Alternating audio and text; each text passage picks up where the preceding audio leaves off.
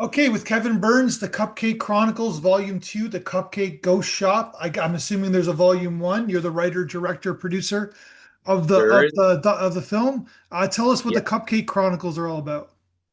Well, it's a trilogy. I made three. I'm in the process of editing the third one with my brother. This is my brother Brit right here. Brit Hi, how you doing? Byrnes. Yes, Yep. Wasn't there a and baseball player named Brit Byrnes back in the day? Yes, played with the White Sox. That's Yeah, there not you me. go. Yeah, he was a good pitcher. I think he like pitched like he was close. He had like a 20 game winner one year, I think, back in the day. Yeah, he was good. And I think the Yankees got him as a free agent, and he didn't really do much when he went to the Yeah. Yanks. Yeah. Anyway, but yeah, I'm just here That's to not see you what's though, going right? on. You're not Brit Byrnes, the pitcher? No, Okay. nope, not at all. Unfortunately, don't have that kind of money on me. Hey, don't, they, don't they get they us played in started the 80s. talking. I don't think he's got money now. That was a different Yeah, era. Yeah, yeah. yeah. Who knows? Well, anyway, Don't get us started talking baseball because we'll go hours here. I'm I'm a telling you. diehard Jays fan. I'm from Toronto, right? So Uh-oh. we're just saying we're rooting for the Jays. So there Yeah, you go. Yeah, yeah. you yeah. guys are from New York, though. How could you like? I could never vote for the Yankees. Never in a million Oh, years. I can't either. That's why I'm Okay. going for the Oh, Jays. you guys Yeah. Mets fans? Yeah, Yes, yeah. sadly, yes. And I Yeah. went up last year to Toronto, caught the Yankees playing the Jays. Unfortunately, you guys lost, but hey, it was a good game to watch. But who's in the Got to series see the though root this for it. year? Yeah.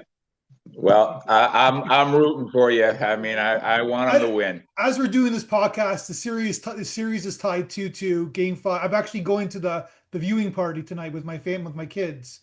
You know Nice. where they go to the stadium and you watch the game Yeah, at the yeah, stadium. Yeah. So my kids are into it now, and then Game 6 will be on Halloween. So there we go. that's good. That's good. Nice. Okay, let's So, talk about the Cupcake Chronicles. yeah, to answer your question, the Cupcake Shop Chronicles are basically a trilogy of films that all three films, every single scene takes place entirely in the cupcake shop. Um, the reason for that was just practicality. My wife owns a cupcake shop, so I worked there with her, and we put in a lot of hours. And with me wanting to make a movie all the time, I said, well, how am I going to be able to make a movie while I'm at the cupcake shop for 60 hours a week? And we just decided, hey, let's shoot here when we close. So whenever we closed, I put up black tarps on the outside of the windows and gather up people and make a film. That's so cool. So how's I like so the aesthetic of the Cupcake Shop, that's what you didn't change much? That is the I Cupcake Shop? That is the cupcake shop. Right now, it's Halloween here, and the cupcake shop is decorated pretty much like you see it in the movie. Yeah, volume two. Yeah, And where is the Cupcake Shop in the real world? it's caked up in New City, New York. Okay. It's called Caked Up. Yep, caked up. Where's Check New them out on City? Where's New Instagram. City, New York? It's about a half hour uh, north of the Manhattan, I would say. Okay. So like, Yeah. okay, so you're going near Connecticut, I guess, and turning left. No, you just No. go right over to George Washington Okay. Bridge and travel a half hour, and you're there. Okay, cool. So it's like the suburbs of New York City then. Yes. Okay. How's business? Right now, it's very good. It's our busy time. Yeah. Yeah. I'll make sure I check it out. I love the good cupcake. Check Yeah. them out on Instagram. You'll get to see a I will lot for taped sure. up. Okay, so you always wanted, did you make a movie before this series or? Yes, I made several actually Okay. before this Yeah. series. Okay. And the one before that, I was making while I was working at the cupcake shop, but it was filmed upstairs. And it was just out of practicality again. I'd said, all right, I have one night to shoot a movie. And that's what I did. I just shot a movie upstairs in the shop. And then before that, when I wasn't working at the shop, I had more freedom to get out and shoot in locations. And I did that as well. Yeah. Gotcha. Okay, so what's the premise of the cupcake shop? Because your synopsis is pretty. brief. It's not really what the film was about, Well, you're talking about the synopsis of volume two? or just the synopsis of the series in general. What's the premise? Well, the premise is that I wanted to show a different story in each episode. So you don't have to watch volume one to watch volume two, or see volumes one or two to watch volume three.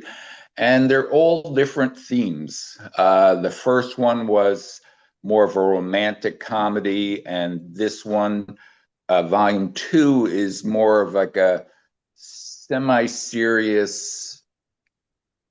slash comedy about a ghost in the cupcake shop. And then the third one will be about the cupcake shop being able to sell CBD cupcakes, marijuana infused cupcakes, because it'll become legal to sell them. So that's what that one's about. That seems like a pretty good business idea, though. Are you guys doing that at your cupcake shop? Well, we are going to be starting that. Yeah, Okay, we have started it. Yes, but now we're going to expand on that. Yes. gotcha. Just yeah. So you cook the marijuana in the baking, and it gives you a high, I guess, if you eat it. Yeah. It's right now it's CBD, but in my movie I'm saying it's marijuana, so I'm taking some liberties. Yeah. Yeah, nobody knows what CBD is. Everybody knows what pot is, right? So, Exactly. okay. So tone-wise, what's the tone of this series? Like, what are we like? It's some of it's funny. Like, what are we supposed to be Yeah. laughing? Yeah. Yes. I would say the tone on all three throughout is more lighthearted comedy. And I wanted to inject some seriousness into it as well. I think I did that in volume one in a more romantic type of way. And in volume two, I made it more of a family thing, like a family relationship that turns serious. So that's, yeah. And then the third one too, it's all about relationships. There's comedy, but it's about relationships too. Yeah. And then your brother is the producer, and he said you're the editor as well. I'm one of the producers. Yes. Yes. Yeah. My other producer, Sue Kessler, couldn't be here. She wasn't available, But and she's in the film. She's the star of the film, right? she is everything. She's the producer, she's the star, she's the editor, and she was so invaluable with the cinematography too. She's so generous. She had equipment that she brought. She didn't have to do it, and she brought her camera and her sound to help us with make this go faster, because now we had two cameras and we could do two shoots, two cameras on one scene. So she was invaluable. And then that was the first time I worked with her. And then after that experience, I said, listen, we're doing another film together. And we did. So she's the producer and the star of volume three as well. Yeah. So, okay, so then did you write all three of them like before you I, started filming? yes. Yeah. I like to be very prepared when I film. I want to have a written script that I'd like to adhere to for myself. But I always tell my actors, I said, listen, once we film what's on the page, we're going to give you a take, and you feel free. This is your take. Go with it. And they would say to me, well, can I do that? I said, listen, don't tell me what you're going to do. This is your scene. Just do it. And was fantastic. It really worked. And a lot of those scenes we used in the actual movie, and that's what I really like about making movies, the production of it, when I'm in there and I get to work with my actors and even deal with the problems that come up in the production. I like the whole aspect of that. That's what excites me the most about filming. So you like production the most then? Production the most. Yeah, I love being on set, and I love working with the actors and and I love seeing my words come to life too. Yeah, it's exciting. But you give them liberties, like they can improv, and but that Yes. that that makes sometimes for difficulties in editing. Um, it does, but I think I'd rather get a good performance and not and it doesn't mesh well editing wise, as opposed to having it mesh, fluently from one cut to the next, and then the performance isn't as good. So I'll take the better performance over everything else. And then in terms of like picking your shots and like do you have a shot list? Do you storyboard anything? So you obviously you must know this location better than anybody because you work there, right? It's your wife's business. Yes, and I do storyboard everything, every single shot. We come in the morning, and my cinematographers know what shots we're doing. We go through it, and then my actors get ready, and my cinematographers set up the cameras and the lights, and then we shoot it. But yeah, everything's storyboarded, and we have it planned out the night before, what shots we want to get in. With volume two, there was like 180 shots, and I had 8 days to shoot. So it was on Sundays and Mondays because that's when we're closed. And we would just crank it out, and we wouldn't stop until all the shots were gotten for that day, and a credit to my cast and my crew that they were game. They were game for it. So it was good. You have a lot of long shots in the film, right? Like you do like a lot of long takes. I like to work that way. Yeah. When I shoot, when I write, I keep that in mind that, listen, if I can get it in one long take, it's going to save me time. And that's what we do. So most of the scenes were shot continuously. And then if we had time, then we'd pull in and get some like 2 shots or close-ups or things like that. And then when it came time to editing, I would say, all right, let's just go with the master shot and see how that plays. And then Sue, who edited it, said, listen, I like it, but I think we can just punch it in a little bit. And I agreed with her, and it worked out best. She's been editing for a while, and I like how it came out. So I was happy with that process.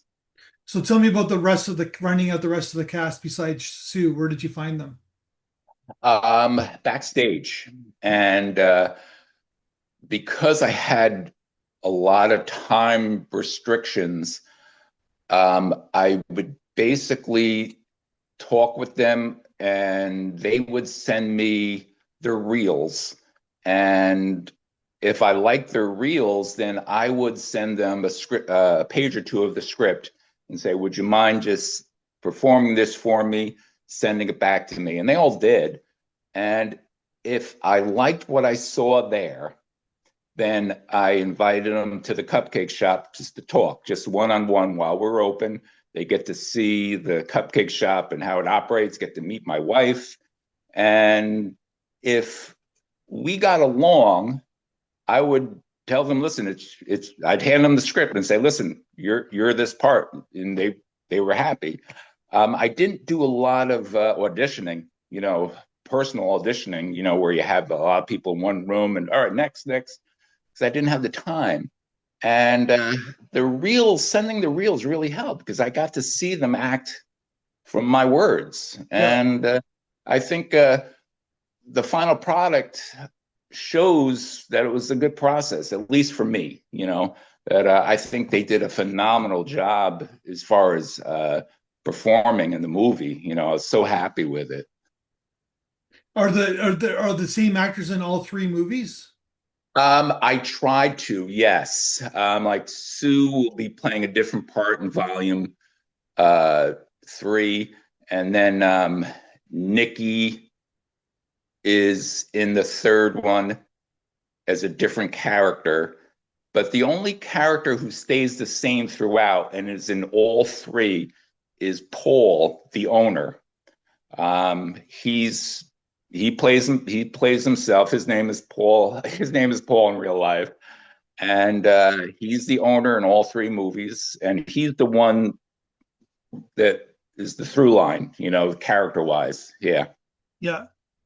Okay, great. So basically, you did this 3-part series, and then you just kind of sending it out to the world, trying to get reactions. Are they all done? Yeah. All three of them done? The third one is in the process of being edited right now. Okay. Yeah, should be done, I'm going to say, in maybe 6 months or so. That's what I'm hoping. We're in the process of doing it. It's taking us a while just because time restrictions and work. I don't have a lot. And your wife supports you doing this? She does. Yes, she does. She's happy that I'm doing it, and she's happier that the cupcake shop is being seen.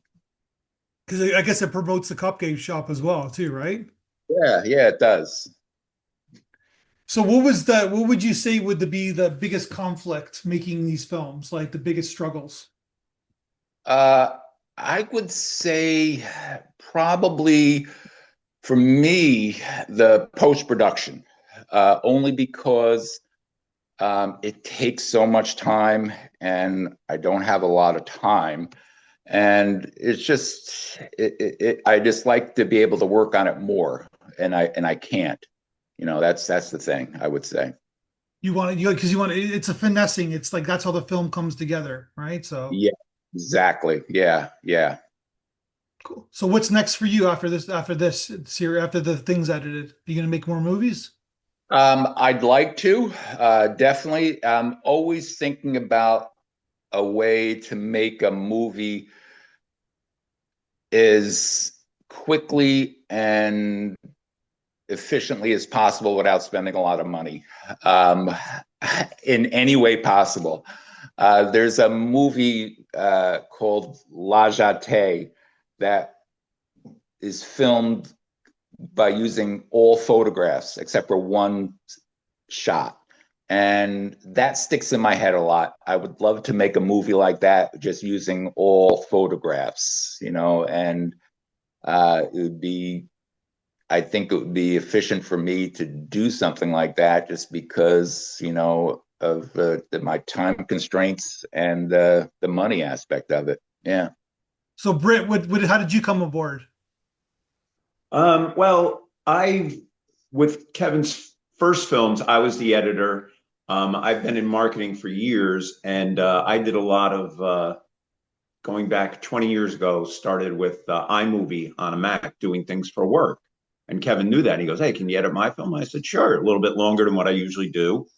But I've done that. And I've also, like I said, done marketing. I helped with the the websites, the postings onto Backstage, Yeah. anything, a little bit of post-production, pre-production, a little bit of post-production. I don't really do much during the actual production. So, and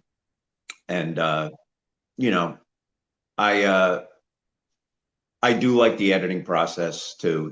That's more my thing. I like that. It's like a big puzzle you have to kind Yeah. of put together. So, but I was glad Sue did the last one because she did a great job on it. It was like impressive to me to watch it. I was like, whoa, that was good.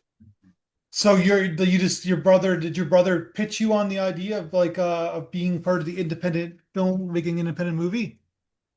Yeah. Going back to his first movie, he was like, you can edit this for me when it's done. And I said, yeah. I mean, I was editing things for work, like how-to videos that were 30 seconds, 45 seconds. And I forget how long the first movie was, maybe 20 minutes. Yeah. And I was like, I think I can do 20 minutes. And I did. So, He's always on board too. Whenever I ask him anything, he's on board. Yeah. Older brother, younger brother? Older. Yep. Yes. I'm the baby. Any other siblings? Yeah, I have my brother Brit and my oldest brother is Charles. Okay. He's not interested though in the film business? No, he's very much he's the engineer in the family, very much along those lines, Yeah. Gotcha. Yeah. Cool. Well, that seems pretty cool that what you did, you kind of make this series together. Like, what are your plans for? What are your hopes for it, I guess? For the series in general, I would love to see this movie in particular taken, maybe even remade, and just become a Halloween staple. That's shown every year. As far as the trilogy of movies, I would like to see it maybe turn into a TV show where it's everything's seen from a cupcake shop, just like a sitcom. I do have something written for a full length movie, it's 2 hours. It would be volume 4. It's tentatively called Love, Sex, Death, and Ghosts. That's what it's called. So I would love to film that someday. Gotcha. Well, it seems pretty cool. So let me ask you guys a question, because since you're both here, what movie have you watched the most times in your life? Oh, um, well, I would have to say it's a toss up between either Godfather or Goodfellas. And yeah, they're both monster movies, but I think why that is because both movies, if I'm flicking channels and either of those movies come on, I'm done flicking channels. I'm watching that movie to the end. So I think those are the two movies for me. I'd have to say, like, taking away when I was a kid and you watched The Wizard of Oz constantly, Yeah. but more as an adult with a choice. Yeah, probably Goodfellas. I've watched a lot because gone over to people's house and they like it. And one of the movies I love is Tarkovsky's Stalker. I don't know why I keep watching that movie. That I makes love sense. that movie. Yeah. Okay, cool. All right, guys. Well, okay, so then next year you guys are still Mets fans, right? After this year? Yes. Yeah. This Good question. Yeah, good, yes. There's been bigger disappointments. There's Yeah. been larger disappointments than this, believe me. But yes, we are. It seems like a bad Marlins team's always like, you're like, I remember like 15 years ago, the bad Marlins teams brought you Yes. guys. Yeah. What's going on with that? I don't know, but that last series with the Mets, and they needed to win Yeah. those games. I said to my brother, I go, nope. And I said, Yeah. the Marlins kill the Mets every year, like not every year, but there's a history where the Marlins kill the Mets playoff hopes, Yeah. and they did it again this year. Yeah. So you're right. You're right. Yeah. I like that. Like, cause they like, it's such an interesting team because they should be better than what they are. Yeah. There's something, I don't know if it's a chemistry thing, but it's, of course, starting pitching, they got decimated, but they got Yeah. such great hitters and they got a good team. Like, Yeah. I know. Yeah, there's a missing piece there, I think. But this year, it was a lot had to do with the starting pitching. And yeah, we talked about at the beginning of the season because we're going, we got a reliever that's turned into a starter. Is he going to make it the whole way? And yeah, then we got somebody coming off of IR. Is he going to be able to pitch, 150 innings? So we thought with the guys coming that were injured at the beginning coming in late, that would make up for it. But then they bombed Montez and yeah. Montero. yeah, they just were awful. It was like, so there was we just everybody says, like, I was reading something in New York Times today, did a poll, and the Met fans were like, their number one need is a number one ace. You gotta Yeah. go. That's what everybody seems to think. Yeah. Yeah. Some Well, yeah, that's what every team needs, I guess. Right. But yeah, the Mets they just need a good, I don't even know if it's number one ace. That's good for the playoffs, but you need starters who start, if that makes sense, who eat Yeah. in. Like if you look at the Blue Jays, they're in the World Series. Like there's many reasons why we're there, but all our five starting pitchers, well, 150 plus innings, nobody got hurt, and that's a Yeah. big thing, right? Like that's what you need. You need that consistency, right? And then, of course, in the playoffs, you need those guys that who are like going to step up and pitch 7 inning, 8 innings, right? So, but I love the I hate the Yankees so much because I'm like Blue Jays fan. I can't Yeah. stand that team, so I root for the Mets like because of that. So, Well, I think probably why too, like for years, like because around here, I don't really hate the Yankees, but the Yankee fans just get pissed off at the Red Sox. So I kind of would root for the Red Sox, you know. I was like, okay, Well, you know. after this year, I hope they're pissed off at the Blue Jays, right? So Yeah, I think they are. They are. Yeah. They are. after the Vladdy, the Yankees lose, yeah. I know some Yankee fans who are still pissed off at the Dodgers. So, So they don't. They're not watching the World Series this year, then I guess. Yeah, Probably not. Yeah. yeah, exactly. Yeah, because they don't know who to root for. F Yeah, them. they're like, I can't stick F that team. Like you only successful if you win the World Series, assholes. Like, come on. Like this era, give me a break. All right, guys. And then you got Jeter and A-Rod, like shills for the Yankees, like in the Fox News. Give me a break. Come on. No, yeah. It's terrible. It is there. All right, guys. Well, congratulations on the trilogy. That's huge that you were able to accomplish that. And let's talk again. Either we show another one of your trilogy films or another film in the future at our festival. Yes, yeah. All right. I'm sorry, I didn't get your name. Matthew. Matthew. It was a pleasure, Matthew. Thank you Thank you so so much, much. Matthew. Thank you. All right. Have a good day.